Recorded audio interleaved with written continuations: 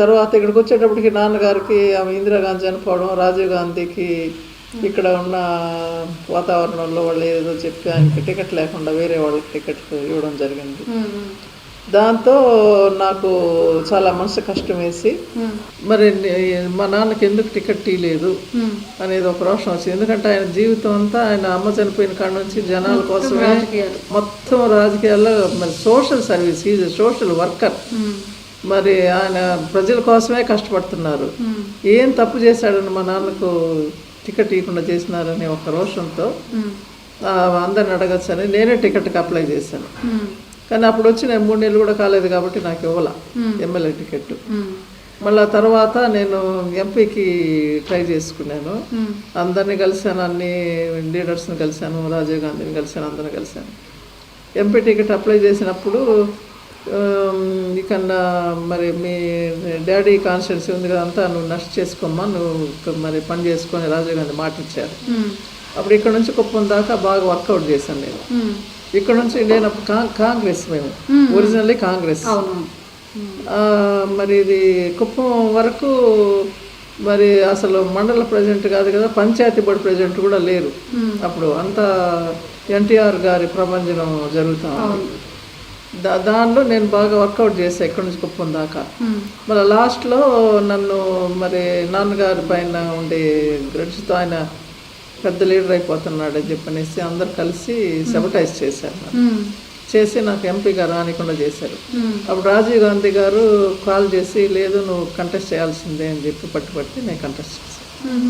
అట్లా వచ్చాను రాజకీయాల్లో. ఓకే.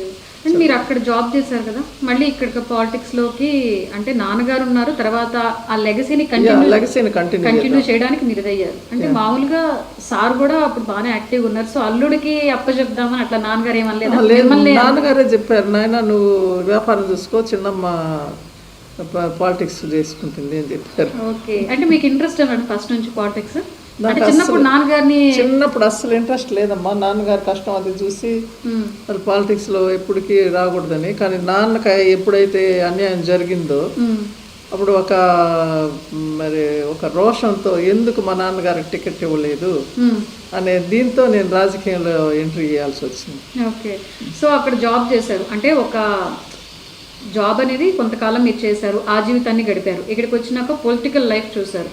సో పొలిటికల్ లైఫ్ అంటే మీకు తెలిసిందే, ఇంకా అనాలి, అనిపించుకోవాలి, ఇంకా కుళ్ళు, కుతంత్రాలు, నిందలు, అవమానాలు చాలా మీరు కూడా చాలా ఫేస్ చేసే ఉంటారు. సో మీకు ఏమనిపించింది? అంటే అనవసరంగా రాజకీయాల్లో ఎప్పుడు అనిపించలేదు. ఎప్పుడు ఎన్ని చేసినా ఏం చేసినా నాకు ఎంత అన్యాయం జరిగినా ఎట్లా జరిగినా జనాల్లోకి వెళ్ళిపోతే నా మనసు అంతా ఫ్లెషెస్ అయిపోయేది. ఆ జనాలు, వాళ్ళ కష్టాలు, వాళ్ళతో మాట్లాడటం అంతా ఎందుకో చాలా ఇష్టంగా ఉండేది. నాకు ఇష్టంతోనే చేశాను.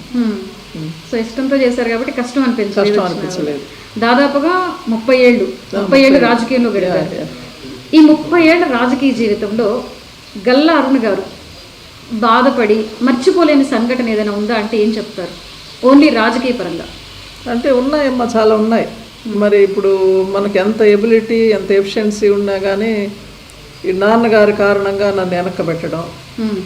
ఇప్పుడు ఇప్పుడు ఇందిరాగాంధీ చనిపోతానే రాజీవ్ గాంధీకి ఏం తెలియదు కాబట్టి నాన్నగారి గురించి నాన్న పని ఏదేదో చాడలు చెప్పి ఆయన టికెట్ లేకుండా చేసేసారు. మళ్ళా తర్వాత అది కాకుండా నేను పొలిటికల్గా వస్తే అందరూ నన్ను తొక్కాలని చూసిన వాళ్ళే.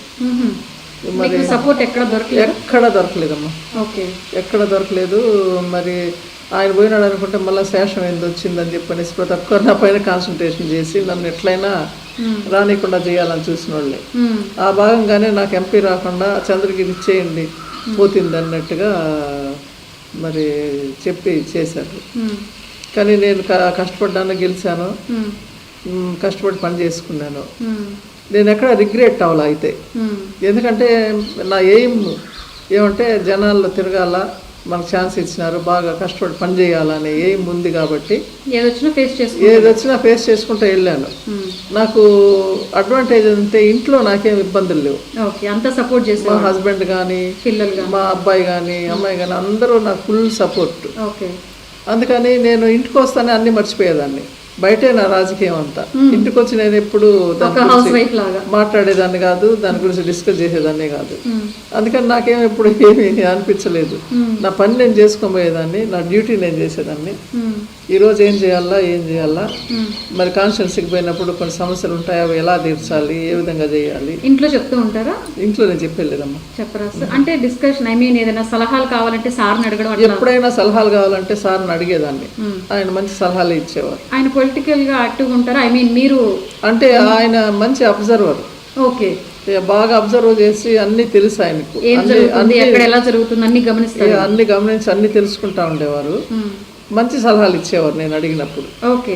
ఈవెన్ వర్క్ చేసేటప్పుడు కూడా ఇరిగేషన్, R&B ఇవన్నీ కూడా ఆయన అడిగితే ఆయన చక్కగా చెప్పేవారు, ఇలా ఇలా చేయిస్తే బాగుంటుంది అనేసి. అవన్నీ కూడా ఆయన దగ్గర సలహాలు తీసుకునేవారు. Okay sir. అప్పటికే అంటే యుఎస్ నుంచి వచ్చిన